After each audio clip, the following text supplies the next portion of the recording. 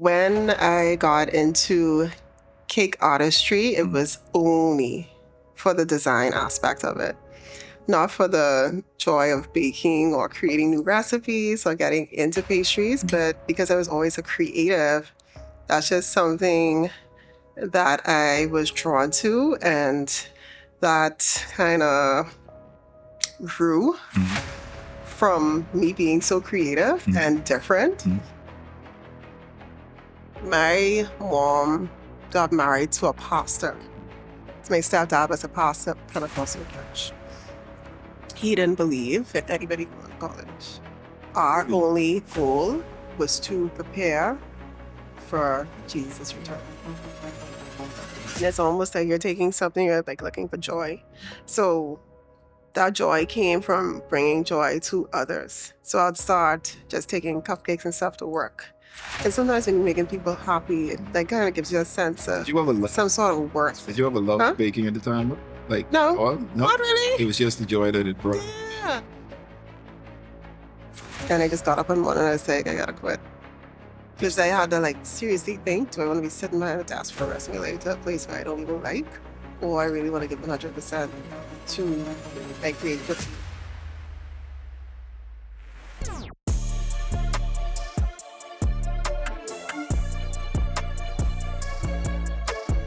All right, welcome to the new episode of the Myles podcast. It's Myles Jr. I'm your host, and as always, the vision and goal of this podcast is to entertain, educate, and elevate you miles high above your fears, your doubts, and any limitations that you may think exist, always knowing that those limitations only exist in your mind. All right, so I got a good, for me, a good, exciting podcast. I love when I get to talk to entrepreneurs and people in business. Sitting down with an incredible entrepreneur whose story and journey is just as layered as the cakes that she bakes. I want to welcome Miss Jessica Wilson to the pod. Let's clap her up. Thank you for having me. No problem, Mike. Thank you for coming. You're very well known in the Bahamas. So let's go for starters. So you consider yourself a cake designer, right? Yeah. Not necessarily a pastry chef or whatever. So let's start there. Why the differentiation between cake designer and pastry chef? First of all, thank you for having me here. I consider myself more like a cake designer, cake artist, because Cake artist, yes. yeah, it could be either or the same thing. It's just not pastry chef. Got you. Because when I got into cake artistry, it was only for the design aspect of it, not for the joy of baking or creating new recipes or getting into pastries, but because I was always a creative, that's just something that I was drawn to, and that kind of grew from me being so creative and different. Because if you see people here take a bite, it's not even about what type of pastry I can do. It's about the designs of the cakes and how the stuff looks and how well I present it, because it's actually coming from an artist. Yeah. So let's talk about your creativity, right? Because you, as you say, you got started from being a creative. So you were a sketch artist. You drew a lot when you were young. Yeah. You got that talent from your parents, or was it just something that you developed over the years? I think it's something I developed.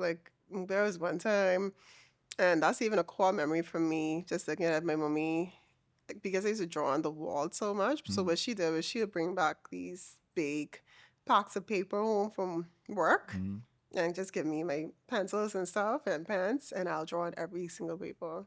And you just always loved drawing? Yeah, always loved drawing. Okay. So even going into high school, that was my favorite class. Coming out of high school, that's what I did for a hobby, drawing all the time or painting. And even going into corporate world, I was commissioned portraits of people. So that's how I spent my All right, so let's not move too fast. Let's go back to childhood, right? So you grew up on an island, right? Long Island. Long Island. Okay. How was that? How was that experience compared to? I don't know if you could compare it to anything, but if you had to imagine what growing up in Nassau, the capital, would have been? Because you're still Bahamian, right? Just a different island. You were born and raised in Long Island. This leads to that. I gotta correct you on that. Oh, my bad. Okay. Yeah. Let's go then. Go ahead. So I was born in Nassau. Okay, born in Nassau. Okay. Right. I spent most of my childhood between the age of probably 3 and 6, if I can recall, in Chicago, Oh, wow. Okay. because I was always in a hospital. I had corrective surgery to my legs. That's how I could walk today. You said Corrective surgery that's why you couldn't. to my legs. Yeah. You said that's why you could walk today. Walk today. Gotcha, Yeah. Gotcha.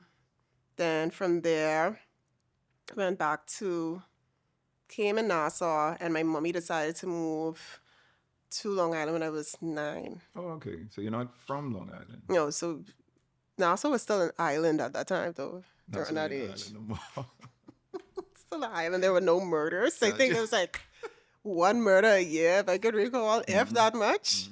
And if it was one murder a year, that was the biggest news. Yep. Moved to Long Island. So Long Island is still basically all I knew. Because like I said, I spent most of my time in the hospital during my childhood. Moved to Long Island and moved back to Nassau when I was 22. Now, with the island so peaceful, you feel like you could live there until you're 200. If I was to compare it to Nassau, because when I moved back to Nassau, I was 22, I absolutely hated this place. Too busy. My skin broke out in hives and all. Wow. I thought the people were so mean because I am still sweet, but I was super, super sweet Yeah. and quiet and very timid. So getting used to the people over here at the time, it kind of made me grow the thick skin that I have now. You think some And people that different? developed my personality. You think they like Yes. more ruder than? Yes. Yes. Yes, when I first came Nassau at Even 20. back then though, because I feel like I'm gonna Bahamians tell you still what I remember. Bahamians still polite. Let me tell you how polite island people are, though. Okay. We will be driving down the road, and every car we pass, we are That's hailing true. them. Other people say everyone. Do you know how long it took me to break out that habit when I moved to Nassau? I was going crazy. People thought I you was was like, crazy. Yeah. I hailing everybody. Yeah. No, I got you. I got you. Different And I was culture. like, these people crazy over Yeah. here. Even when it came to getting used to my new co-workers and stuff, they never understood why I was so quiet. I was quiet because I thought that y'all were so mean. And I was like, I am not gonna get involved with some of these people there. But I eventually broke out of that and you start warmed up become to mean? everybody. Or they I still start- got burned a couple of times because Got I was too trusting sometimes, and then I had to, like I said, NASA helped develop the personality that I have now. Sure. All right. So you spent most of your adolescence on the island Yeah. and teenage years. So where did I guess you developed or cultivated your artistic ability From high school. through high school and Yeah, all through of high that. school, yeah. So once you, I guess, graduated high school, why not like a job or profession in like art? Boy, you uncovering some layers today before I could write a book. I grew up in a hyper-religious house. Okay? My mom got married to a pastor. My stepdad was a pastor of Pentecostal church. He didn't believe in anybody going to college. Our Really? only goal was to prepare for Jesus' return. You're laughing. I'm dead. Wow. I was trying to hold it on. Oh man, wow. I need you to understand. That is why So we didn't go off to college, because there was no purpose for that when I was growing up. Okay? Now, I don't know if it's God's doing, but he died when I was... I was hoping you didn't say that. But got you. Go. Oh man. Because he was in my life from when I was 10, and that's all I knew growing up, and that was the father figure I had. Okay? And he died when I was 18 because I graduated when I was 16. He was already very sick. He had a stroke. So he couldn't walk because he didn't believe in going to doctors. He only believed in God healing him. Wow. Okay? And the police had to come and demand that he go to the doctor. Wow. Because my mommy was like, you have to get him to get out of here. But he ended up dying because all his organs ended up failing. And even with him being sick, his uncle came in our house and he was casting oils and all that, saying that we brought the demons into the house. Wow. And why he was sick. I need you to understand how hyper religious my home was. Yeah. So growing up like that, and then after he died, and my Uncle Henry died, it was like, were they all lying? Now, mind you, I still have a deep love for God. I definitely believe in God and all that. But I just didn't think that was right at the time. When he died, I had to go straight into work. So I was working when I was 17 because my mommy still had bills to pay. I worked at local government. So my art was literally only a little distraction. So I never left the island. So hopefully that answers the question. Yeah. I was making sure you was finished. Yeah. And then at the age of 18, I started working to what is now called BPL. So during those early years, right? So you graduate high school at 16. You moved to Nassau, you said when you were 18? 22. Or 22. So between 16 and 22, working, finding a job and working, how did you cultivate that artistry? Like, was it just something you did on the side strictly? Like, not, you wasn't like, so it was nothing where you on were. Long Island, it wouldn't be worth anything. I think I sold a piece. That's what I meant. Like, when was the first time? My like, first piece I sold, I'll always remember. It was such a simple drawing. Yep. It was a pastel painting of a woman in like a black dress. She was faceless and she just had a black dress, black background.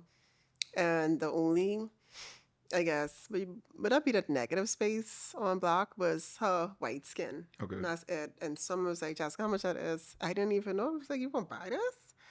And he was like, yeah. I say, $250. And he paid me. Wow. How old were you at the time? I probably was only 18. I was still young. Did that spark anything? I wasn't like deep into working in the at BEC yet. Did that like spark any No. idea of, oh, like maybe we could do this for make No, sense? not on Long Island. Did you ever?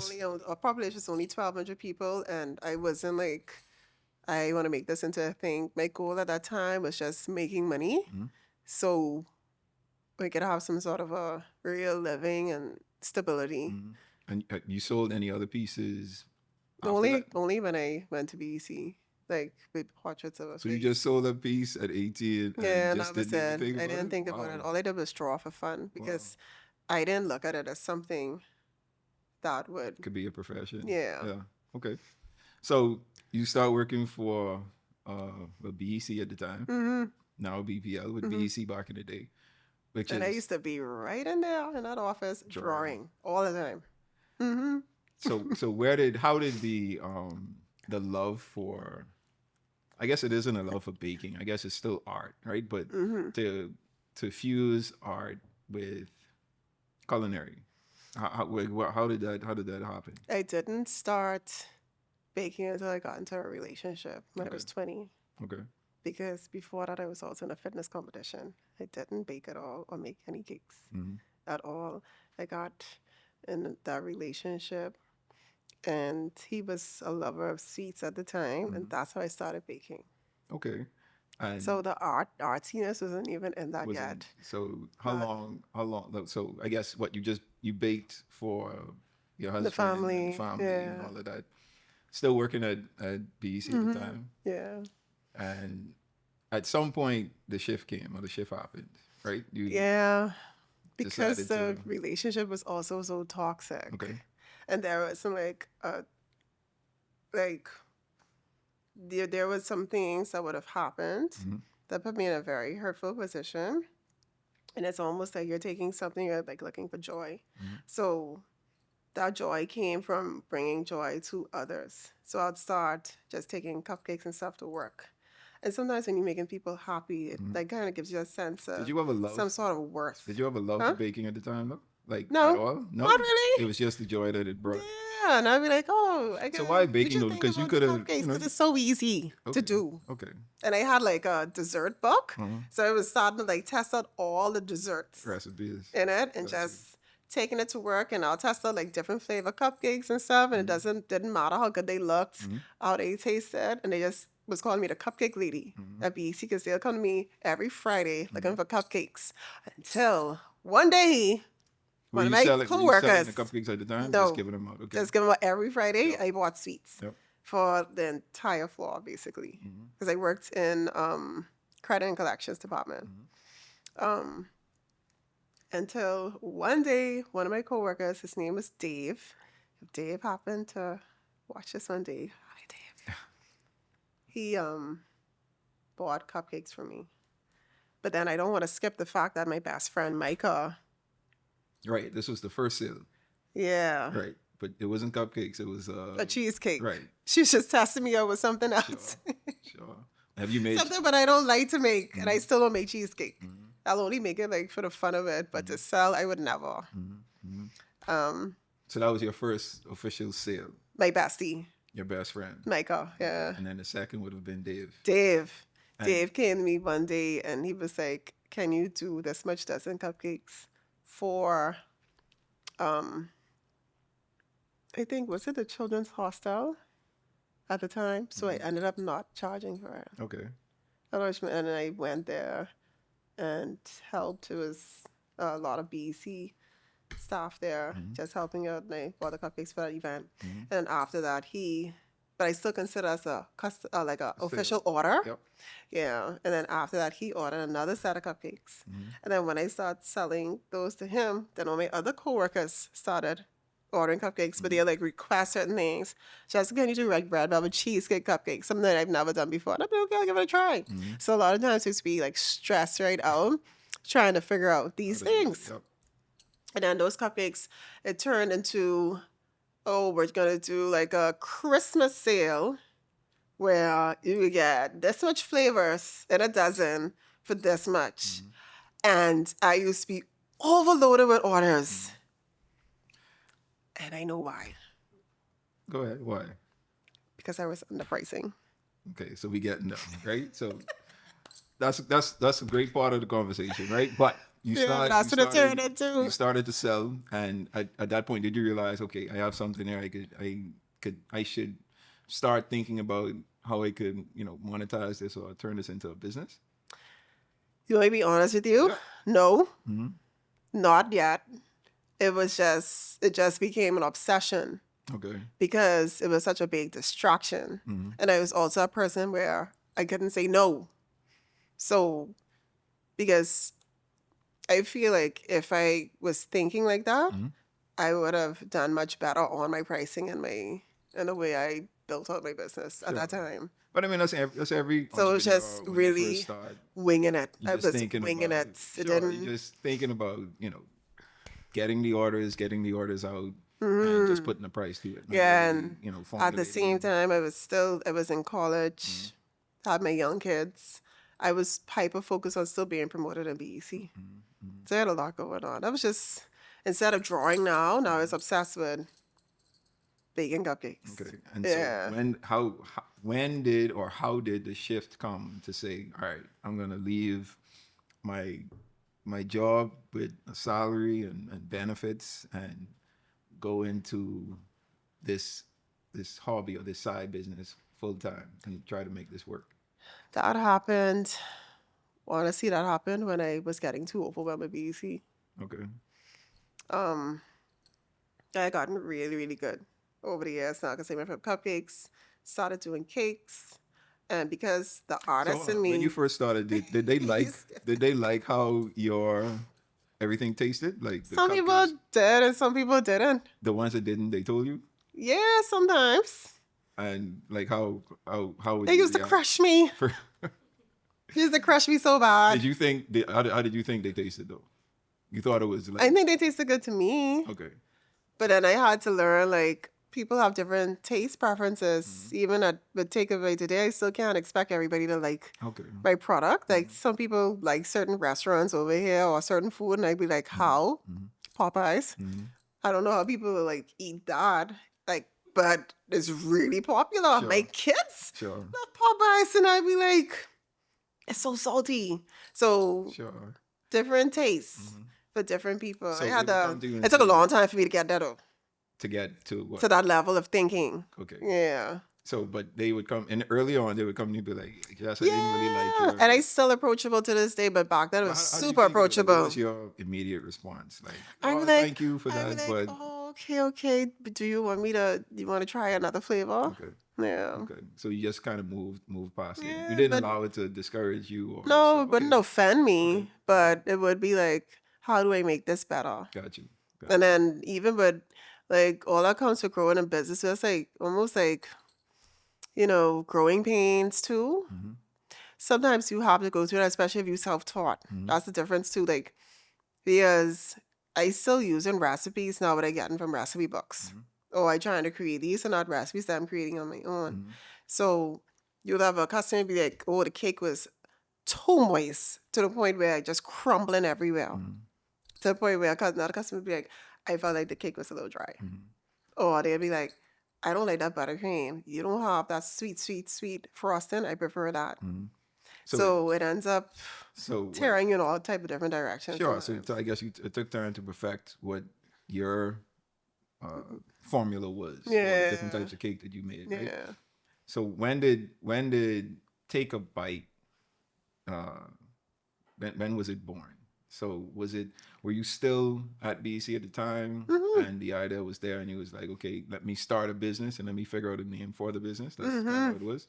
Yeah, it had to be like my son was probably 3. Okay. So He's 15 now. where did Take a Bite come from? Where did the name itself come from? My ex, I guess. I'm being honest. I got you. He came up with it for sure. I gotta give him that. We were just in a car one day, and I was like, I gotta figure out the name because the first name was actually Guilty Pleasures, but I felt like it came off too much like a lingerie store. And because I was only doing cupcakes, macarons, cake pops at the time, he was like, how about Take a Bite? Because I say, we do bite-sized treats or whatever. I wasn't really doing cakes yet. And I was like, you know what? That's it. So hold on, we do bite-sized treats. What was that? A Like, tagline or just how you described? the Like, tagline was a delight in every bite. okay, so Yeah. bite was in it. All right, Mm-hmm. cool. So and that's still the tagline today. I guess. I don't really have a tagline now. Just, You don't use it no more. yeah, it's just Take a Bite. Okay, so your ex offered the name. You ran with the name. How long were you operating while you were still employed with BC? Like how Well, I long left did you- BC. Wow, it's been so long now. This year going to be 11. I left BC 11 years ago. My son is 15. So, like 3 years. 3. Okay. 3 years. The last 2 years, it's like it grew, and I grew so fast. I worked at BC for 10 years. Wow. It's a long time ago. Yeah. So 3 years. Yeah. All right. And that's like where I was really, really getting really good. Last 2 years, I was booking a lot of weddings. I was getting too busy and stressed out. I wasn't seeing my kids anymore. My job was getting harder. Because I was at a point I was working double shifts now because BC was low on staff. I didn't have enough sick days. I didn't have enough vacation days for anything. My weekends were completely gone. And I was giving my life to BC through the week and on the weekend. And I just got up one morning and I was like, I gotta quit. Because Just like I had that. to like seriously think, do I want to be sitting behind a desk for the rest of my life to a place where I don't even like? Or I really want to give 100% to Take a my break. creativity. Got you. Yeah. Was that an easy decision for you? Yeah. At the time. Because Even- I was always threatening them. I said, I'm going to soon leave you and just do cakes. But even not being sure of like the income that you'd be able to generate, you still was Yeah, that's confident. something, eh? Yeah. Wasn't Now a that I think thought. about it, yeah, that's something. I think because too, I had already grown so much clientele, and then I was getting orders every week. I was saying no to a lot as well, and I had already started buying equipment. Being at BEC for 10 years, I already had a plan for what I was going to do with the money I was paid out with when I left. I invested all of that basically in Take-A-Bite. That wasn't like a salary that held me on. I put all of that into like my big equipment. So I had a plan. That's why I worked at BEC for 10 years. Because I was like, I gotta make it to 10 years so I could, Get the payout. Yeah. get a pay. And then Okay. when that 10 years did hit, I was like, you know what, let me do one more year.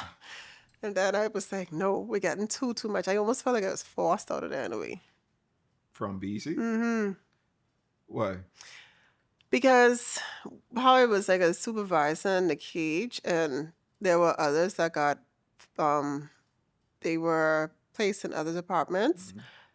The cage was like short. The cashiers were leaving, and that's why I was working double shifts. Gotcha. So it was a lot But like if it was a regular 9 to 5, yeah. Wouldn't have been as shoot, much they probably pressure. would have. I still would have probably been working at Yeah, BEC. yeah. Who know? I don't know. Got you. You never know. Got you. But I was working double. They would us to work. You're working from 8 o'clock to 7 o'clock in the night, and then you still have a cake to do when you get home. Imagine. Yeah. With kids. Yeah. And then I was like up to 200 pounds. I was like, I gotta do something about this. And my kids, they growing so fast. Like, I can't even tell you like a portion of life is like a complete blur. Head down, working hard. Got you. Okay, so you made the transition. You decided to leave BEC, went head first into Take-A-Bite. What were some of your earlier challenges? So we spoke about pricing and stuff. But if you could think of some other challenges, what were they like early on? My customer service, probably. I had to learn how to really communicate. And I had to realize that I am literally serving my customers. And I am not in a corporate environment anymore. I'm in an industry where I create. I'm serving a food product that could be heavily criticized. And what else would I say is a challenge? But that one would have stand out the most back then, because I had to go through some serious growing pains. I had to learn how to really work on good customer service. Customer service, as in like how you communicate. How I respond and communicate to customers, yeah. Or like communicate on the whole, like one struggle I still have today is responding on time. That's really important. And sometimes if you message me on Thursday, it's almost like you want to get a bad view of Take-A-Bite because I cannot respond until Sunday sometimes. Because of busy you are. Yeah, because the person I had responding for me, she got super busy. So it's almost like finding the perfect person like her. She's perfect to replace her now. Okay. Any other challenges? Definitely the pricing. So let's talk about the pricing then. So how did you, so obviously you weren't pricing out your stuff correctly. How did you decide to say, okay, let me just break this down and figure out what my costing is going to be, like what my expenses are, what I need to charge in order for me to, make this opportunity out in front of me make sense? Okay, when my first year, my first FBC, I would say that one of the wisest decisions I made was investing into my fixed assets, like my oven, big commercial stuff, right? That's like tip of my money.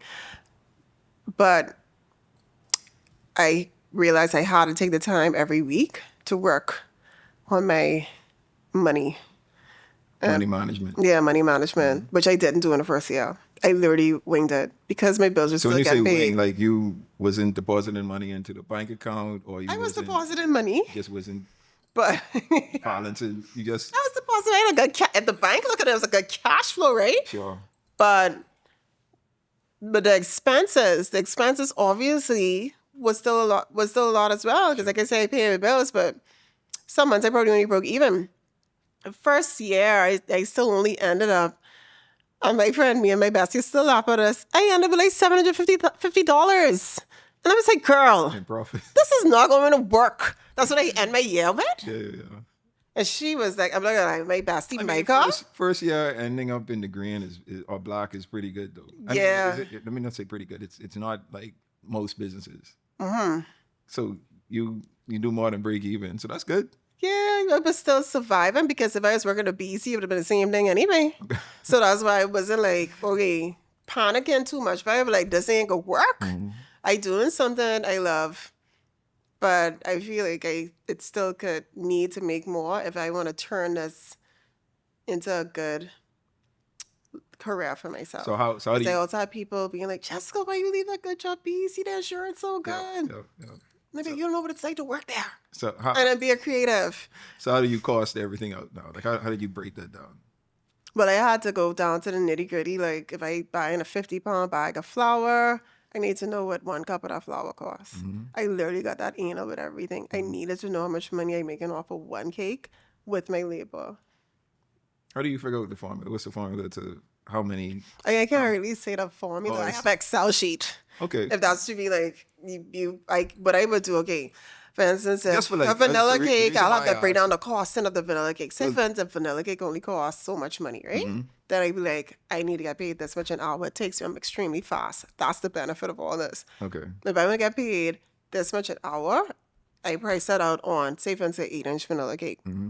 And then I have to factor in gas, stuff, electricity, all those little incidentals. And included in that one cake, I need the AC running all the time to decorate that one cake. Okay? Once I figure out just that one cake, an 8-inch cake serves 24 servings. That is the formula. Was it always? How much is one serving? And that's how I broke it down all across. Say if it's a 3-tier cake, called 75 servings, depending on the complexity of that. And I had to figure out how long something takes me because sometimes I did underprice some wedding cakes because I'd be like, oh my goodness, that seems so simple until you're doing it. And I'd be like, this took me 10 hours. No. I think like when you get in an industry like this, you're gonna go through that. But you'd be like, you know what? I got you next time you bring that cake. If that cake come across me, you know what? someone got a cake in my chat. And they say something simple like this. I saw that cake and I remember that cake. I did that same cake probably like 7-8 years ago. That cake was beautiful though, but it was a nightmare on my hands, on my wrists. Because of the time. All the piping I had to do. Jeez. And I had to paint all the piping gold. At the 8 years ago, I thought it was easy.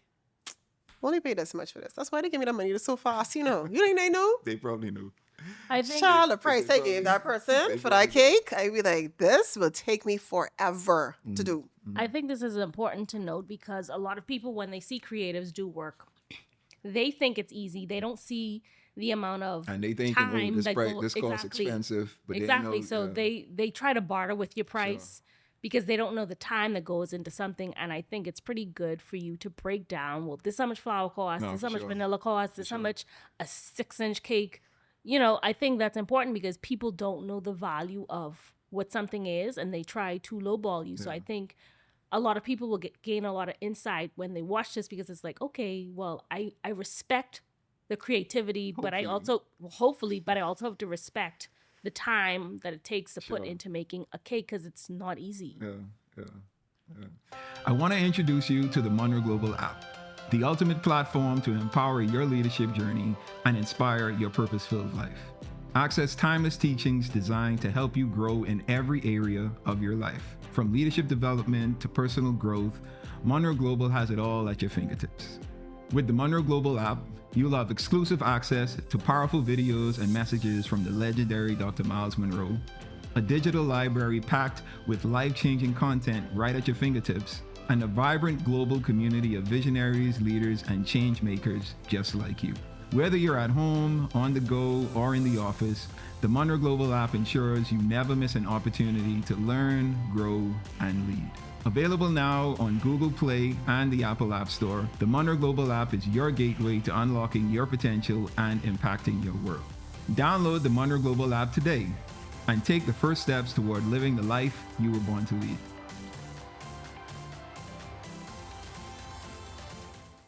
is your price the price? Like, My price to price? yeah. Yes. How long has it been that way? My price probably fluctuated again. Oh, so when I say it's Oh. your price the price, so like if I come Oh, to how you and be like, long hey, has it been that way? I want It's you been to pretty long. I'm find, not gonna like, this lie. cake for me, you give me a price, you'd be like, ooh, can I give me a little discount? Do a little me, do me a It's favor. been like that for a little while. Okay. My price is my price. Let me tell you who I do give discounts. For like people who have just been loyal to me. I have people who have been with me from when I was in BEC. Sometimes I give them a free birthday cake. Okay? They'll always get a discount. I tell them just don't come ordering cake for all your friends and cousins and trying to get that same discount. Oh man. Those people know who they are and they can always come and they won't get the same price as a regular customer for real. You just have to know those people to see if you could use their stripes. were you always, so you have a new business, right? At the time. Would you have considered yourself business savvy? Like, No. I'm good at this. Like, I have this business. No. I feel like I just got like that probably during COVID. Wow. That's something, eh? Recently. Yeah, I went through a lot of growth pains. You know, I had to really learn everything on my own. And I like had to really like every time I got good at something, it's hard, man. When I got really good at a certain thing, I'd be like, okay, it's now time for me to really work on this. Because you'll be surprised to see how much the creation process alone takes away from you. And sometimes you'll feel like, you know what, I'm well on my way to growing and be like, now I could really focus on the business aspect and just use my brain, which is my goal one day, is just to only use my brain. Because there was a time where I had 4 people alone, there's 4 of us working. But what ends up happening in the cake industry too is everybody want to be their own boss.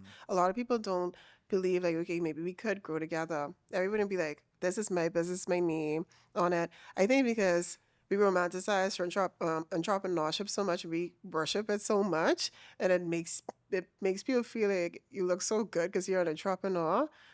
Like everybody just wants to be able to experience that. And I think it's just being black though. Like that's our culture. Like Maybe we never I don't wanna- know, but we it's don't really wanna frustrating. Work, we don't want to work together. You know, we want to do stuff on our own because we want to be able to say like, "Yo, I did this," or "Look, what Yeah. you know what I mean." And it's not like, "Hey, we could help each other out so that we could advance in this business that we doing." But I think like with my leadership style, I'm the type of leader where I would always give you that spotlight if that's something that you dream of. But you still have to get to that level deserving that spotlight. That's why I'm training and teaching you to be in the spotlight too, if that's what you really want. But that's what I was Yeah. gonna say. But it does have to be that has to be what they want though, because you could want to train and mentor and help people, but if they just looking to get ahead and maybe take advantage of you, then you could get the short end of the stick. That's why you have to always ask God for clarity all the time. For sure.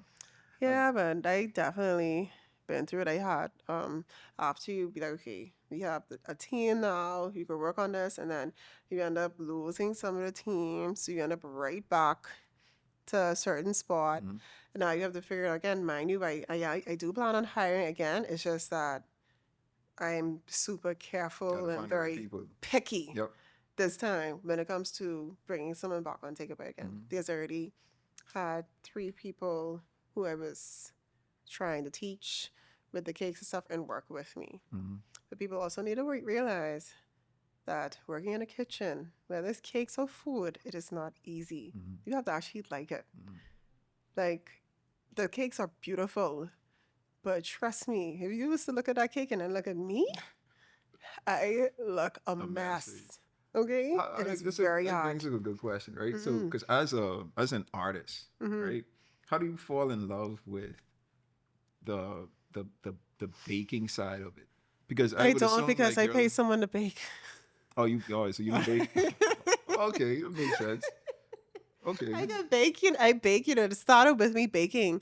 But if I honestly, I never loved the baking, Sure. It was important for it to taste good. I like the end. It's always the end product I love the most. Sure. But the process of it, I didn't really love. I will never say that I love baking.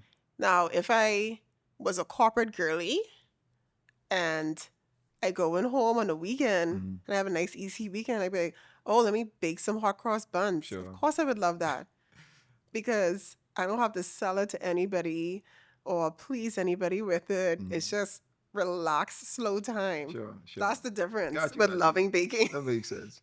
So you also were baking When I for say you. job, So yeah, that's a little key out there. So if you don't have something, if you have something that you have to do but you don't like to do, pay someone else to do it. it's boom. You said it right. You said it Pay right. someone else Yes. to do it, 100%.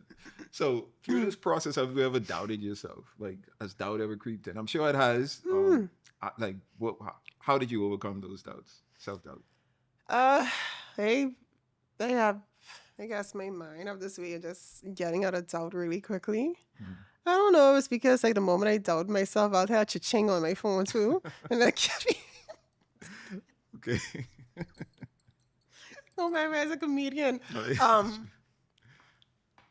I just sometimes I'll just pray about it and meditate, and then I have this way of just accepting things. Sometimes I just go with the flow of life. I know I'm doing everything what I'm supposed to do, but if God is trying to lead me somewhere else, I just don't force anything too much. I only do what I have to do, and that kind of helps with the doubt. It's inevitable to have those doubts, especially if you're trying to pay for a cruise trip. Okay, that means you have to make some money, So, so you can't fail. do you have I don't know if it's each year, every couple of years, is there a goal in mind that, hey, here's the goal, like the financial goal that I Yeah, want to definitely. I feel like, okay, after that year, we made $750 bottom line, right? Let's say the following year I ended with 5 figures. Every year after that, I ended with 5 figures. Consistently. Okay? That was always the goal. 5 figures. Yeah. Why So not, to why the not point. 6? Why not 6? I aiming for 6 one day, but it can't be off of just baking cakes. Okay. I have to be real. Got you. To make 6 figures, you have to go somewhere international, or you have to get into a market where you're actually helping other bakers, but not off of just making wedding cakes. And you get you Unless someone willing to pay $50,000 for a wedding cake, or that's getting the market where we making $10,000 wedding cakes. They do exist, but you also have to know what market you're in. If I went to Sure. Dubai, of course it'll be a 6-figure business. Sure. If you went to States, mind you, my business is still a 6-figure business, but in terms of sales, and I got you. Yeah, right? yeah. But you have to make like super 6 figures to get to a 6-figure profit. Yep. Like we're really talking numbers now, I got you. but it's still a good business though. You could survive And you comfortable. off of making cake. Comfortable. Define comfortable. What you to see your definition of comfortable. My definition of comfortable, yeah, I'm comfortable today. Okay. Like right now, this moment we talking, I'm comfortable. Today. Will I be comfortable tomorrow? Gotta go to Greece. I don't know. If I'll be comfortable tomorrow. Got you. Yeah, man, but So it's definitely amazing to see how it grew. So I imagine you've baked. What do you call it? Thousands, hundreds of thousands of cakes. Hundreds of thousands. Maybe Wow. have to be, man. What's your most memorable cake that you made, or a memorable client that you had? The most memorable clients are the ones that stress me out the most, so I cannot call their name. No, So I think like the second no, I don't want you to call memorable names, but I want you. client. Yeah, just tell me about the experience. I won't bring any bad experiences here. But you have some memorable clients. do. There are very few of them. Sure. But I honestly, I don't remember some of their names. I know, but I wouldn't want you to call names. I just want you to call like what made it memorable for you. Like, was it the challenge? Was it like The cake or nothing wasn't challenging. Okay. I think what happened in that case was they had buyer's remorse in a way, because from the beginning they were bargaining me, and they were definitely a lesson that I learned too. I had to be able to identify who my clients are and who they weren't. So like even after that, like to this day, if you come to me bargaining me, or you're already telling me my cakes are too expensive, I will tell you respectfully. price. I don't say that. I mean respectfully, I cannot make your cake. I am so sorry. I cannot make it. I can refer you to at least 10 other wonderful bakers who probably can accommodate you. See, good customer service, right? Wait Because we are not going to stress each other out. Yeah. So that Lord, she remember this bride. She was bargaining from the beginning. She wanted like a 5-tier cake for only $900. And at that time, I already knew how to price my stuff. Okay, and you're telling me the cake is simple, but I offered you, I'd be like, this is what you can get for $900. All right? She didn't want that. Did the cake, right? We have stuff in our contract. I already had contracts made up and everything. You cannot come to me a month later demanding a refund because you said the cake was all burnt up. I baked that cake and that cake was not burnt. A month after you delivered Yes. the cake? Yes. Oh, wow. So you don't have any And then everybody was like, "Where are the pictures of the burnt cake?" It's so strange. Like it was a burnt cake, and there are no pictures of it. I think she's probably still talking about me to this day. If I can recall, that was a very long time ago. Very long time ago. So would you consider? I couldn't even believe That's my fellow customers that came, and they was like just defending that. That was amazing. I was like, wow. You consider that gave me plenty hope that, they're doing something right. And that's a memorable experience? That was so memorable. But so what would be like one of the worst experience you had with Take-A-Bite?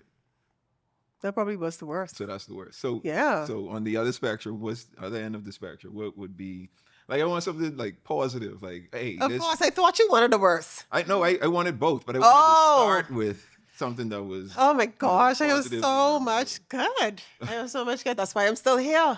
That's why I'm still here today. Fair. Because of my amazing customers. I have some really, really good customers, boy. One of the most amazing experiences. And why? What made it amazing for you? Like a great experience for you? Can I just speak in general? Yeah. Because this is the same experience. Like you could tell if I could get the same type of response today, and it'll literally light up my day and probably the rest of the week. When, like, it's like I want people to know, like, I never take it for granted when they actually take time out of their day to call me and speak with me to tell me how good the cake was, how good I made their day because of their cake and how wonderful it is, and they really expressing all of that to me because nobody does that anymore. They just go about the day because Take-A-Bite already have like mostly a good name, and they already coming to me expecting a lot. Yep. They don't come back to you or even give feedback. Sometimes I'll ask for feedback and they don't give it because they'll just probably recommend me to someone else, or they'll come back for another order. That might be the which way is good as well. Saying, and you have some people, they really take time. I'm just saying that's like a really good experience to me. So y'all hear that? If Jessica makes a cake for y'all and y'all love the cake, just call her up. Say, hey, not all my time, guys. You didn't accept. Be careful what you ask for, because it just might happen. Go ahead. Oh yeah, Jessica, let me express our gratitude to you for making most of our cakes. I mean, all of them recently, so far, especially our wedding cake. Like, people still ask. Well, this is a funny story. My sister just threw away earlier this year a piece of my wedding cake that was still in my mother's fridge. Oh, no. She was saving it, and we got married 2 years ago.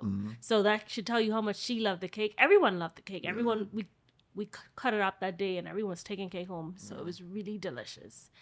And you are a choice. That's our way of calling you and saying, "Hey, the cake, I love the cake going is good." with families. That's a really, I like. That's such a big deal for me. I'd be like, am I going to be the old one day who just called out for cake, and now I'm doing like your daughter's wedding cake? You know what I mean? Yeah. Am I going to be that person? That'd Stay be dope. tuned. That'd be dope. You know? That would be dope. But I definitely grew with like so many families from when they were dating. And I was like, I tell the girl, I was like, buy a man a Take-A-Bite cake. I guarantee you he's going to propose to you this year. Y'all hear that? That's what you tell her? Yeah, now all my brides who that happened to, like, please agree with me on that. No, it seriously happened though. You think it was the cake? Yeah.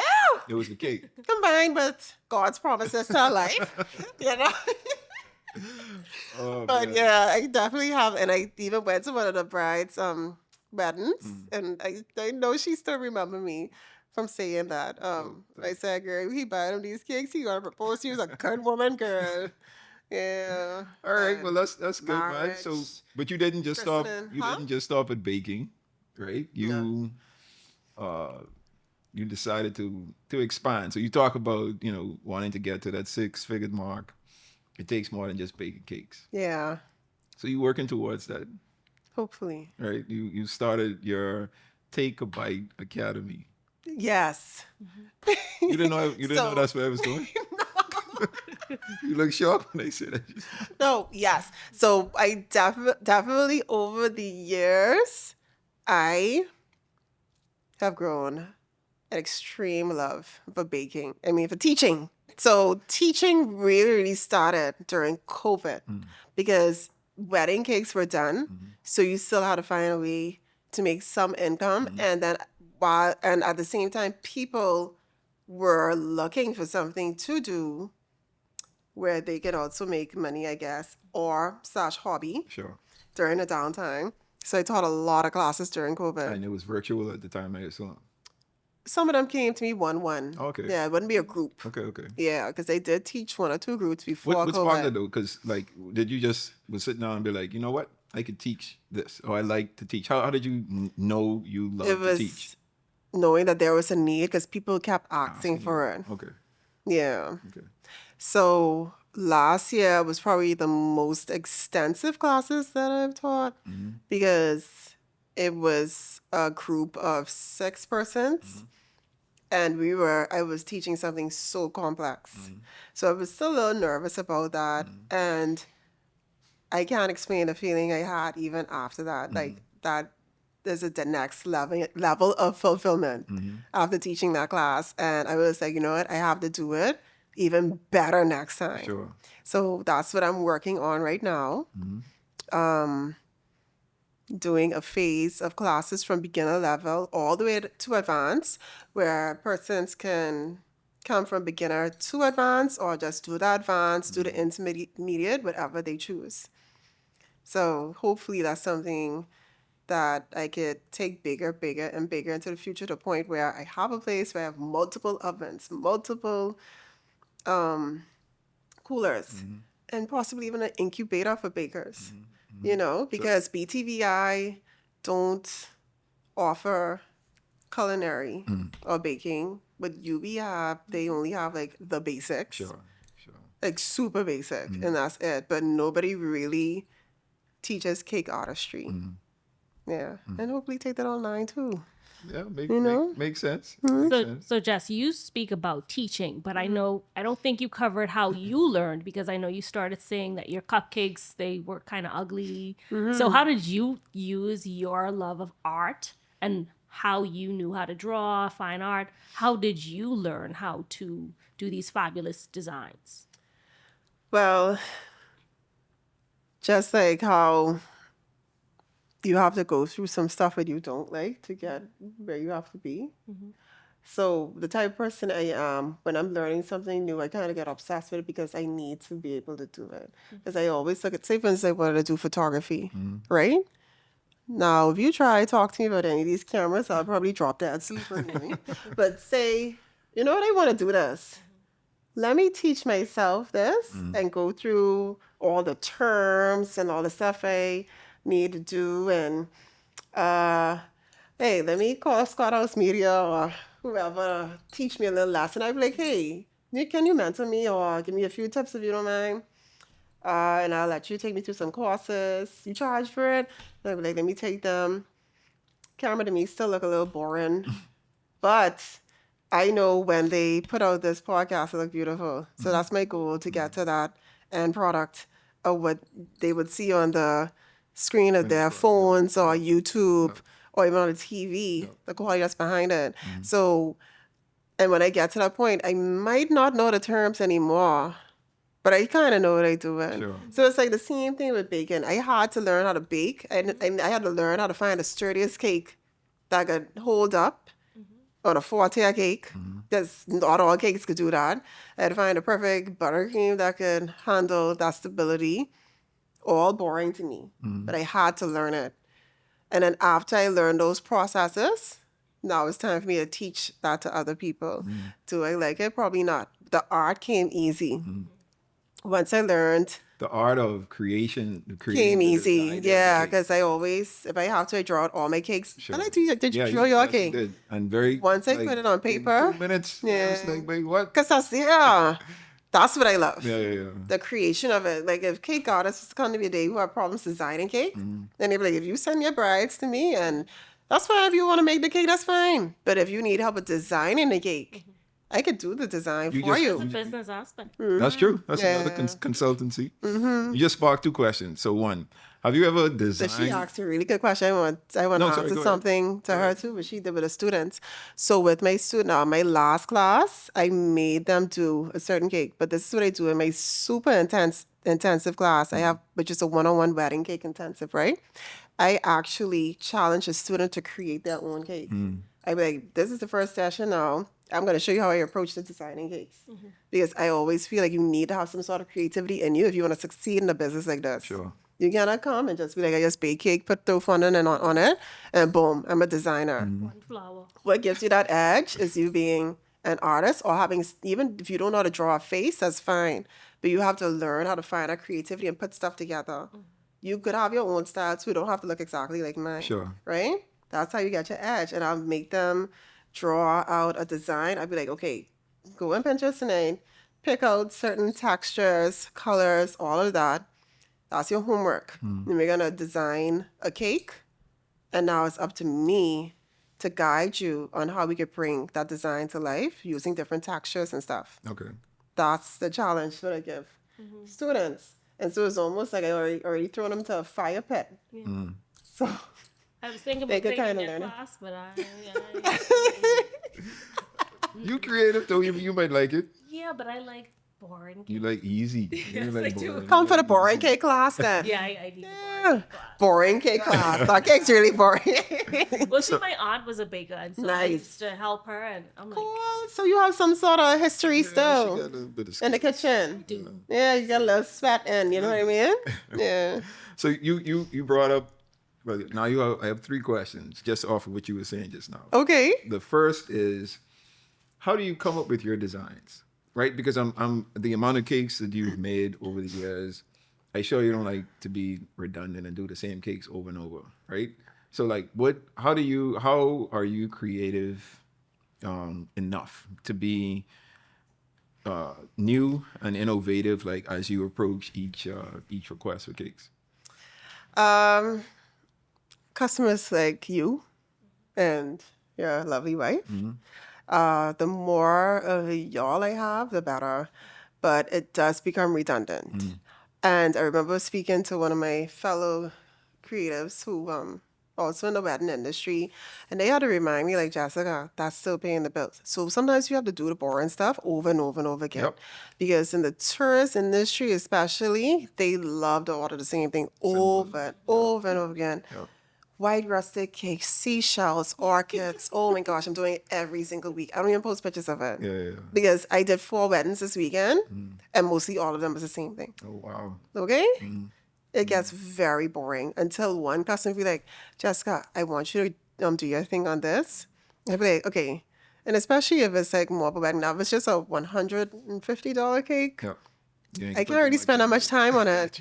Yeah, but like with the wedding cakes and stuff, I gladly sketch out a cake quickly.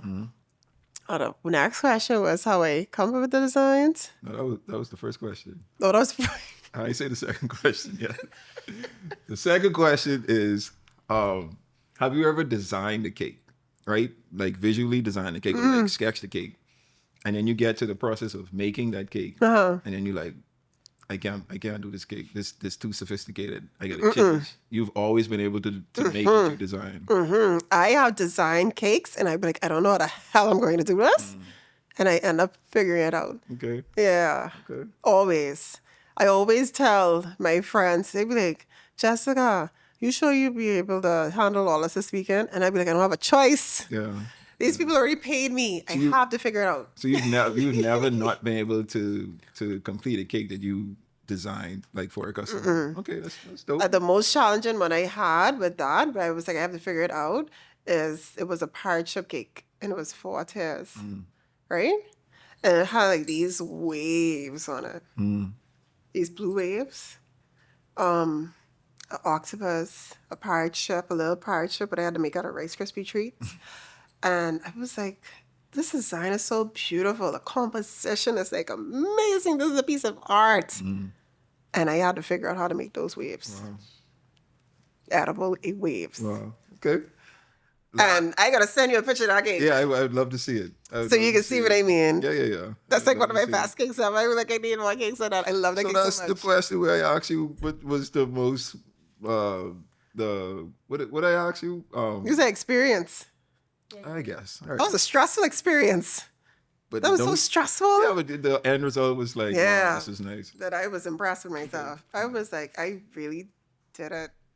So the last question in this segment is: have you ever either created a cake or in the process of creating a cake, and you messed the cake up and had to start over? No. No. Never. No. And it was so weird, right? I always tripping. I'm very klutzy, but I never would drop a cake Oh. or like completely ruin it. If that's your question. Yeah, no, that's it. I was expecting you to say no. Yeah. For over 10 years. Yeah. You know? That's impressive. The most mess ups I've done was I would give customers the wrong flavor. Like I have so much cakes and I mixed up a cake. Sure. Because all of them are now frosted. And I'd be like, where's the label for this cake? I don't know what this is. And then the customer would be like, Jessica, this is supposed to be a chocolate cake. You gave me salted caramel. And they'd be like, oh my God, that means I gave the next customer. Wow. That's mess up. So that's your level of mess up that you. But that rarely happens. That happened probably like twice, to be honest. Okay. Yeah. Okay. But they were very forgiving customers. Damage control is so important. No, absolutely. And for that, I just had to make them their salted caramel cake. And vice versa. I just end up getting 2 cakes. Okay. So, going back to our discussion about the academy, I think this is a great idea for you. I must say that I saw you post, I'm not sure which class this was, but it was a class, and they were making like... The sugar flowers? Yes, the flowers. The end of the class, like, you posted a display of like how the class went and whatever. But your expression I could tell like you love to teach and you enjoyed yourself. If I could do that for the rest of my life, I would. Is this like one of the things where you see yourself maybe taking a step back from actually, being in the kitchen, creating and doing more teaching? Yeah, I feel like if it can grow big enough, then I'll definitely take a step back from it, and I'll only come out for like my OGs. You think there's a high demand for people that want to learn? Not yet, but it is growing. Okay. Because when I first started, there were only like probably 3 persons at the time who really was running the wedding industry. Now we have 1 million bakers. That's how I feel. Yeah. And I'm gonna be 38 now. So you have like now the new 20-some-year-olds getting into it and just learning the ropes, and now they have to go through those growing pains, and a lot of people are still self-taught. So if they can come, the serious ones who want to come to a class and really be like, okay, I see a future in this, but I really need to harness my talents and also learn how to make profit off of this. That's where you need to start getting educated. Sure. And take it seriously. And now you have people who can teach that, because I wish I had someone like me back in the day to teach me, because now you're skipping a lot of steps. Yep. Yeah. And learning from other But people. and because like my students, and I'll always just say this, right? I'm like, Father, you put me through so much this year.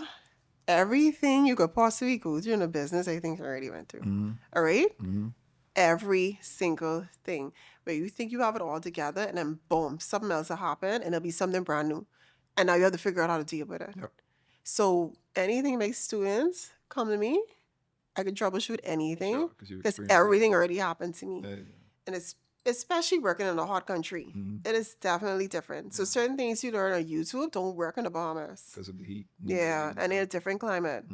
Okay. Yeah. So has teaching changed your perspective on like the industry here in the Bahamas? From the sense of like, do you see it advancing and becoming more collaborative, or like do you see it still being everyone for themselves type of industry here in the Bahamas? I still see, so far, I still see everybody for themselves, which is fine right now. And hopefully it'll be so much where hopefully people will collaborate. Because I think we are still in the phase now, people still testing out the waters to see if it's something they want to do, Yep. or they're going to fall back to corporate because they don't really love it. Because in a world like this, it still is survival of the fittest. Yep. You really need to be fit to do this for a long time. And I say fit, And like you gotta love it gotta too, though. love it. Yeah. That's what I mean by Yeah, fit. yeah. Like if you don't love this, you don't get burned out quick. Yeah. You'll get burned out so quick. Yeah. Then next news, you'd be like, I take a year off, and you realize, you know what? I don't even think I like that. It was too rushy. It's just too much anxiety at the roof. Yeah. It's a very fast-paced environment, especially if you on that. I gotta make money this month, then you will be working nonstop. Like when I say money, I mean like if you want to make money, you gotta work hard for that money.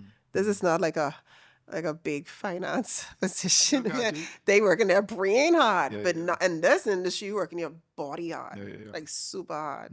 Your brain would be okay still, but your body would be like wow. So when it comes to, because all of the, I guess, creatives, cake artists in the industry, you say is 1 million artists, maybe more. It might only be 200. I mean, whatever. It's a lot, right? It's a lot. What do you think sets Take-A-Bite apart? What's your I think what's your unique gift, or the unique value that you bring? I don't want to say too much because I don't really follow other cake artists. If I follow any, it'll be like to compare. No, but so it's not a comparative question. Okay. I just want you to talk about. Because I believe in everybody. Oh my goodness. My students know that too. I believe in all of them. I like that though. Yeah. But We are a community at the end of the day. But I'm sure that healthy competition. There's a difference. At least there's a differentiator. That I feel like I still differentiate. I just don't want to sound pretentious. I think it's the creativity. It's the creativity and how I present my work. No one could design cake and the way I market my brand. I think it's still so different and have such a more luxe feel to it. It's almost like, I don't want to say that. No. Like I said, when I look at my work, I see luxury. Because from a customer standpoint, you only see what's on the screen in front of you. Sure. So it's always very careful with how I presented my work at the end of the day. So for instance, you would rarely see a phone picture on Take-A-Bite feed. Like I really professional pictures. Take good pictures of my work because that's how I value my work too. Sure. Because my hands are very valuable. That goes into the work. And like I said, I am a painter at the end of the day. I feel like I could bring designs out what other people probably can't process too well. Like how we could design a cake in 2 seconds. I haven't come across someone who can do the same thing yet. And which is fine. People know me for that. Now, if you want a wall-white cake with 1 million flowers on it, plenty of people you could do for that. I think a lot of people could do that well. But if you go into a well-curated design, specific to a certain theme, then I am definitely the person to come to because I will be able to bring that vision to life. No, it's super confident about that. When we came for the consultation about the wedding cake and just the speed, how you drew the design, just off of us, like kind of giving you an idea of like, well, Sharice giving you an idea of what she was thinking for the cake. And you did it literally in a matter of minutes and with coloring and everything. So you could tell that I think that separates you. I think that's, you should be proud to say that. You know, like my creativity, my artistry that I bring. I'm more sure of myself. Yeah. I could look at another cake and I'd be like, this person wasn't too sure of themselves when they came to this design. Yeah. Yeah, even when it comes to their placement of stuff on the cake, I'd be like, they didn't really take a step back and edit it. Yeah. Yeah. Yeah. Okay. So, You want to say something? same thing with different I photographers. was just gonna add that it was the actual process of. It felt like an experience. It wasn't like you was just getting a cake, because I've never been to a cake artist and seen the sketch come to life before the cake. So it's like, I'm sure that I'm gonna get the cake I want because I can see it. And then I think too, it was crazy because it was like, I know how much people this cake could feed, because you did the whole, well, this layer can feed this many people and this. And so it was like a feeling of surety, like I know I'm getting exactly what I want, and this is going to fulfill whatever, purpose I need it for. Yeah. So you came to professional. Like, I'm not guessing anymore. That's basically what I want to say. Like, I am at a point I don't guess my work. Now, and I think only a few of us have that in us. Yep. Yeah, that level of confidence. You have a lot of people who's still learning. So how did you build that confidence? Was it just experience and time? Experience and time. Okay. Experience and time, and going through everything in the book, like I said. Sure. Yeah, and learning how to solve those problems over and over again. Yeah. So when those problems come, when they come again, because you realize, okay, this is something that could possibly happen, you already know how to deal with it. And then when you already know how to deal with certain things, like you're not caught off guard, caught off guard, then it definitely gives you a different level of confidence. Like, I could even read my couples and the vibe they probably like, and I know what questions to ask them to try get down to a certain design. And like I said, the ability to be able to give that visual gives me a lot of confidence as well, because I don't want anybody guessing. Yep.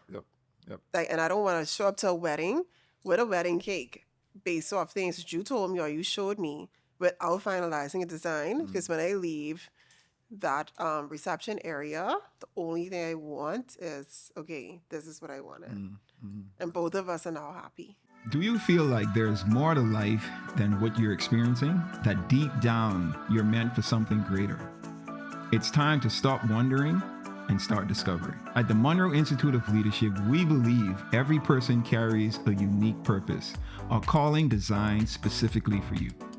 Our transformative courses, Discover Purpose and Unlock Your Potential, are crafted to help you uncover that purpose and equip you with the tools to step confidently into your destiny. These powerful courses are for leaders, entrepreneurs, students, and visionaries like you. Through proven principles and actionable insights, you will clarify your vision and set bold goals. You will identify your strengths and passions. You will overcome the barriers holding you back, and you will step boldly into your God-given potential. Our expert facilitators draw from timeless and tested principles, blending practical strategies with kingdom truths to empower you to lead a life of purpose, impact, and transformation. The world needs what you have to offer. Don't let another day pass without unlocking the greatness within you. Visit our website, themill.org, and register today. The Munroe Institute of Leadership. Renew your mind and transform a generation. What would be your advice to someone who may want to get in the creative or cake artist industry, but any industry, like they just want to do something in life, right? What would be your advice to like a young entrepreneur who's thinking about like starting a business or doing something on the side with their current 9-to-5? Think of yourself like 17, 18, 19 years of age. Like what would you advise? What would be your advice to them? I'm thinking about my kids. Yeah, that too. Say if I give advice to my daughter, if you work in a 9-to-5 and you want to take on a side hustle, if I was to do it over again, anyway, I'd say Vince, I loved my job at the time. I would have definitely tried to find that balance. To do both. That's what I would do. Say, for instance, I'm just going to put it in context. if I was still working at BEC and I loved working there and I had my cake, I wouldn't try to take every cake out there because of the dollar value of it. I would be like, you know what? I'm going to take a night of the week and dedicate 2-3 hours to learning in a week. And I'm only going to take on cakes worth $500 or more for the weekend. That way I wouldn't burn myself out. And I'm making maximum profit one time off of like only 2 events as opposed to taking on 10 events. That's what I would do if I wanted to hold on to my job. Now, if you're a person where you work in a 9 to 5, you're like, I really want to do this in the future. This is something I see myself doing forever because, like I said, cake artistry is still really hard. Like a lot of people won't be able to do it past. I don't think they'll be able to do it past 5 years because I can tell you, like, I've seen people who make cakes come up and go down, come up and go down. It's always like a season for them, and it is hard. I still respect it. I'd be like, you have to have a plan first, build up your clients first before you walk away from your job. Really study the market, make sure it's a real need. If you have a specialty item, you go and say, for instance, you only do specifically hard cakes, and that's your passion. Just really perfect that and be known for that person. I'm just talking about like how I would do it if I wanted to win in a market, because now you're coming in a market where there's already a lot of cake, oversaturated, right? Specialize in something and be like, okay, no one can beat me at this. Like, for instance, I don't really think people could really beat me at the artsy part of my cakes. Like how they look like real pieces of art. Mind you, if the next person come up, I'm ready and I will be admiring you. Because it will happen. Right? But I haven't noticed it yet because it will come across by now and I wouldn't feel threatened or whatever. I'd just be admiring. I'll be like, about time. Because now what'll happen is you'll make the market better too and the competition even be better. And then what end up happening, I'm sorry I'm rambling now. No, go ahead, I was talking about how I see the industry going. When you have other really good cake artists, the industry will automatically get better. 100%. Because now people will be placing value on better looking work. They wouldn't look at a cake and be like, that is fantabulous, where 90% of us can see that a cake is about to fall to the ground. Okay? I mean, that's just psychology. If you have a popular person who's very, like, a huge influence and they get a crooked cake, all of a sudden that becomes the trend. I've seen it time and time again.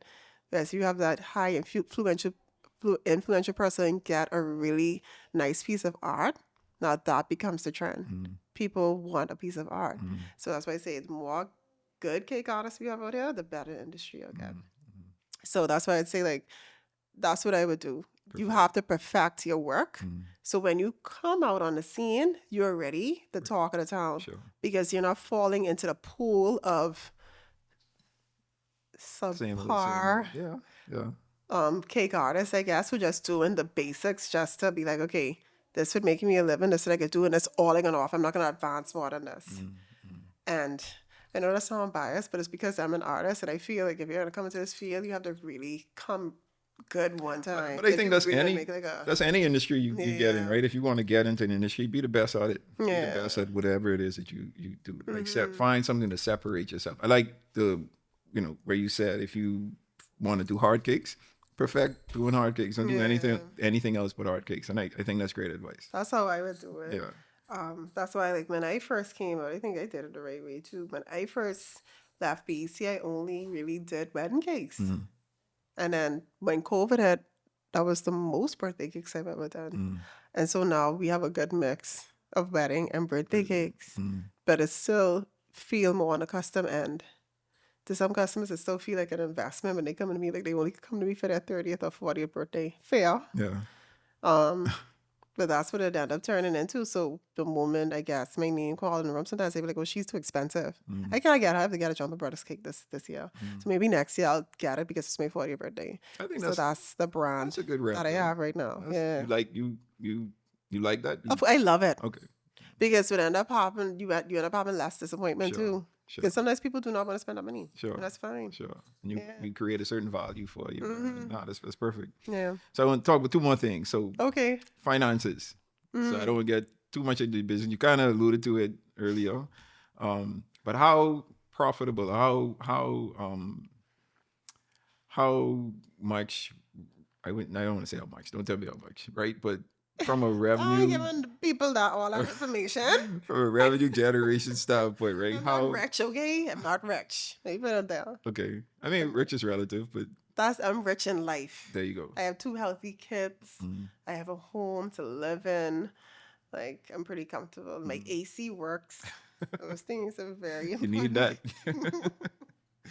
But in terms of finances, what was the question? Just like how, and again, I'm thinking from someone who is looking at you and want to do either what you're doing or get into an entrepreneurial space.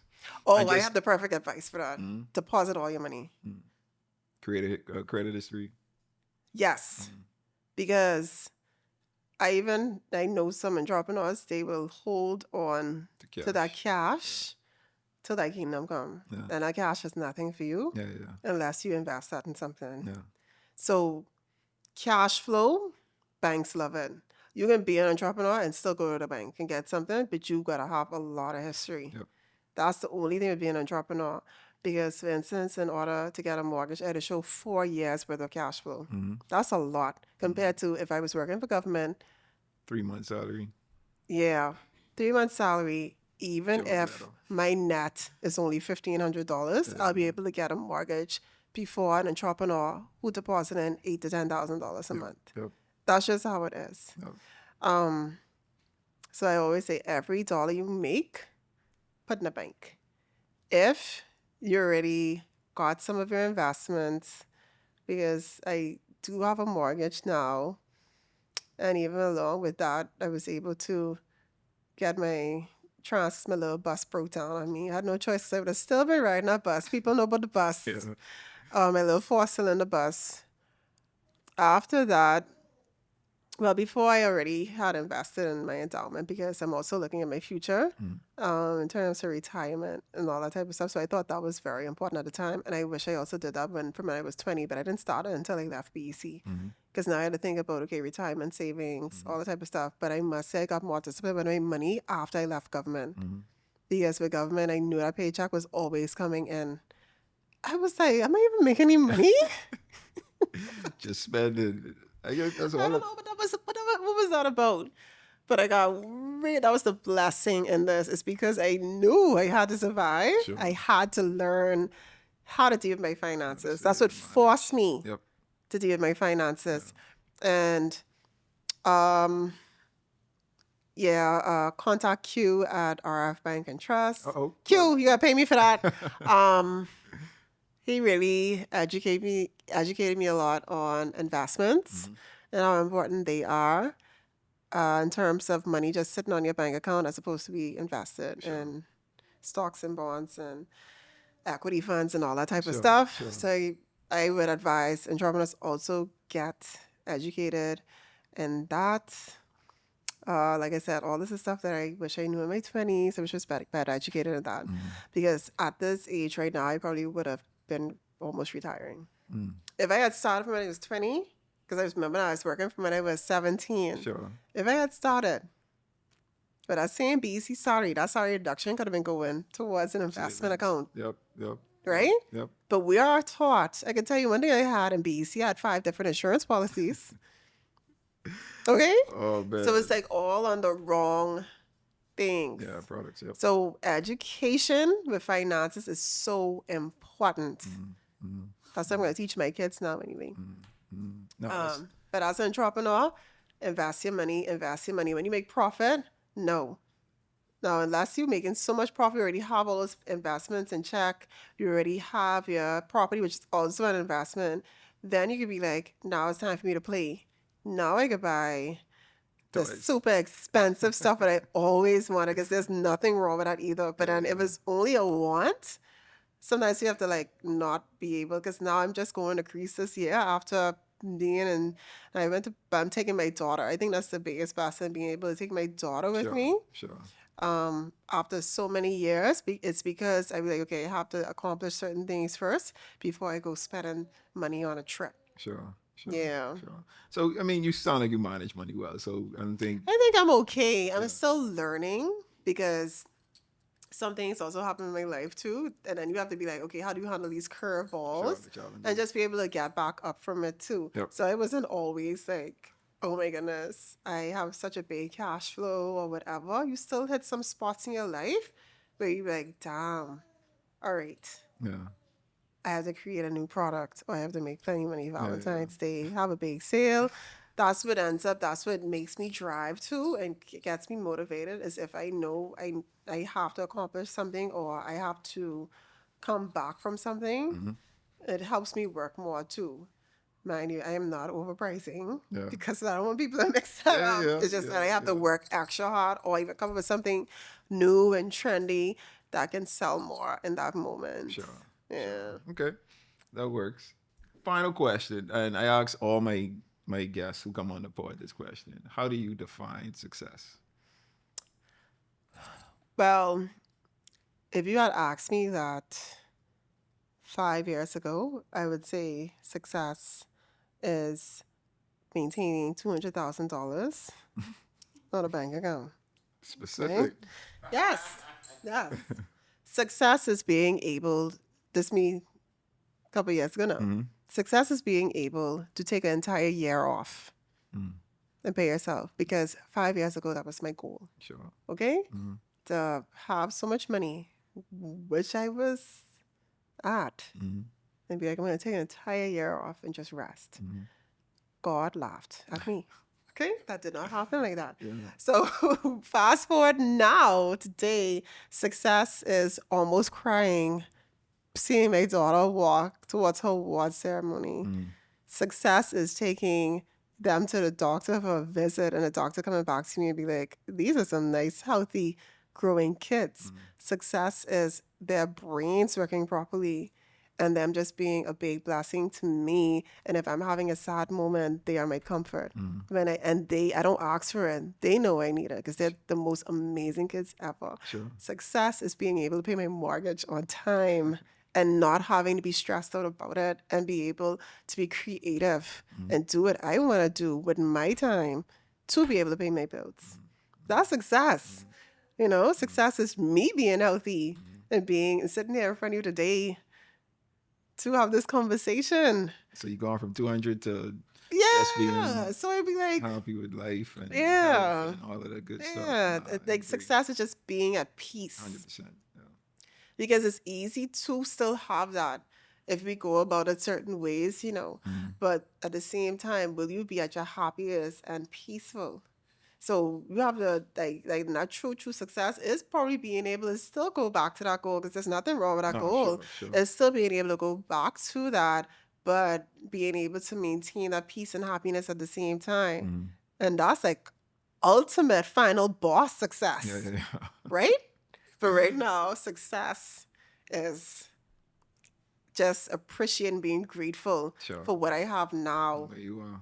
Yeah, and being ready to accept what's to come. And not complaining about what I don't have. That's dope. It took growth. As always, all of us have, different definitions of success based on where we are in life. Because you could listen to motivation speakers all the time, right? And you're like, what in the world is this guy we're talking about or whatever? But then I feel like when you mature, you get older, you go through some things in life, then you're like, babe, I just lost my friend, last year. And I wasn't ready for her to go, She's a baker just like me. And babe, life's so fragile. Yeah, it is. And I had multiple people where it was supposed to die, but then that one for sure. That along with other events in my life, kind of woke me up a bit. So you have to be really grateful for what you have. Nah, for sure. For sure. Yeah. All right, Jess. Well, man, thank you for joining the pod. Really appreciate your story. I love talking to fellow entrepreneurs. I like to hear like the the good times, the challenges, the successes, the failures, like all of that. I think it's necessary for success, right? It's all a part of the journey. And I thank you for sharing that with us today. Yeah, this is fun. So I want you to give your contact, someone that may want a cake, may want to come to the class, or may just want to check out, your business. How could they get in contact with you? Okay, very simple. TakeABiteBahamas.com. That's my website. I have everything you need on it. How to get in contact with me if you want to speak to me, if you want to check out the classes. We have a tab just for classes alone if you're interested in that. And if you want to order some birthday cakes, we have an online store there where you can quickly order a cake, or you just place an inquiry. If you have a wedding or a big event coming up which you need a custom cake for, small events as well, if you need something super custom. Good. Mm-hmm. Okay. Yeah, because everything is on Take-A-Bite. Sure. Yeah, Sure. everything. All right. So follow all of her pages. Check Jess out. Like Cherie said, she has been making cakes for us for say the past 5-6 years. I haven't had a bad experience yet. I need to try this coffee. Question. And you came for a cake for Sharice before? Yeah. Before you got married, right? Yeah. And they That's why are I tell now you for married. a long time. This is what I'm saying, right? Yeah. Right. Yeah. So we've been patronizing from time. Okay. I still need to try this coffee flavored cake though. Coffee is is one. Whenever you're ready, because I got that. And You could do the chocolate soaked in coffee liqueur. You got espresso buttercream if you want to. That's actually really good, but it's not on the menu because not enough people. And that's why I say I didn't know about it because I didn't see it. That was on the I menu got you. before. Yeah, It was on the menu before. So that's on my to-do list for before the summer's finished. I get me a coffee, some type of coffee flavored cake from Take-A-Bite Bahamas. Do look out for that. So we get to the show. Part of the show, I want to leave with you a milestone. Milestone today is very simple. Success is layered with hard work, vision, and faith, right? The duty is for you to put that work in. The hard times, the challenges, the failures, everything that we go through, it's a part of the process. But stay dedicated, stay in the kitchen, stay creating, stay focused, and success would be your outcome. All right. So Jess, thanks again for joining this pod. This was good. I love these type of conversations. Baby, you want to say something? I wish you success in all that you're doing. I love this idea of Take-A-Bite Academy. I think it's a good addition to what it is your brand is doing. If you need encouragement in like going head on in that, like I think that's a great avenue to take. Thank you. I think that alone would separate you apart from others in the industry, because you're not only catering to persons that want to buy your products. You're catering to persons who also want to like gain success in the industry as well. Right. And that's sort of paying it forward, right? Leaving your mark in different ways. So I encourage you with that. I also want to encourage you to know that you have such a bigger market than just the Bahamas, because there are so many people around the world who have learned online. There's master classes. I've bought a bread baking class. Yeah. I still ain't do it yet. But, exactly. So that is a market that I think you definitely should tap into, because, with the advances in technology, you can take a bite around the world. Possibilities there, for sure. Yeah. Thanks for believing in me, guys. No, for sure. That's definitely the direction I want to go in. No, sounds good. Sounds good. Well, it brings us to the end of this pod. I want to thank Jess once again for joining. Really great conversation. Might want to have you on again, man. I think there's a lot more that we could cover or could have covered that we didn't cover. I think it makes for a great conversation. Okay. All right. But as always, the vision and goal of this podcast is to entertain, educate, and elevate you miles high above your fears, your doubts, and any limitations that you may think exist. always knowing that those limitations only exist in your mind. All right. Until next time, you guys stay blessed.